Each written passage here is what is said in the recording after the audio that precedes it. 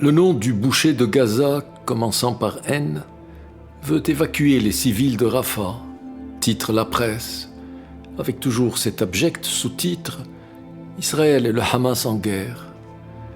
Je continue ma lecture.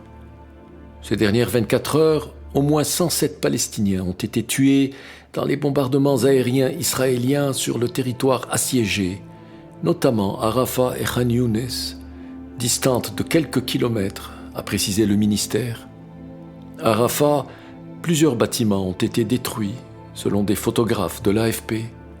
Adossée à la frontière, fermée avec l'Égypte, la ville de Rafah abrite 1,3 million de Palestiniens, dont la grande majorité ont été déplacés par la guerre et vivent dans des conditions désastreuses. Elle est soumise quotidiennement à des bombardements aériens. Adieu à l'humanité, c'est le titre du paragraphe suivant, avec un point d'interrogation parce que, voyez-vous, le journaliste n'est pas vraiment sûr, on se questionne. Presque 30 000 civils tués, dont une majorité d'enfants et de femmes, 1,8 million de déplacés, la plupart des réfugiés palestiniens de 1948, des réfugiés dans leur propre terre, chassés de Cisjordanie vers Gaza.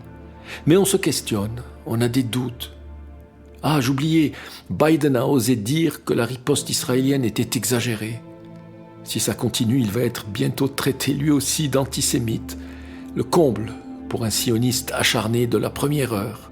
Enfin, tout cela est secondaire et tout à fait banal, puisque Marc Cassivi, chroniqueur de la presse, a tout un scoop sur les pauvres jeunes actrices françaises et ce nouveau Atmitou qui souffle fort comme un ouragan à Saint-Île.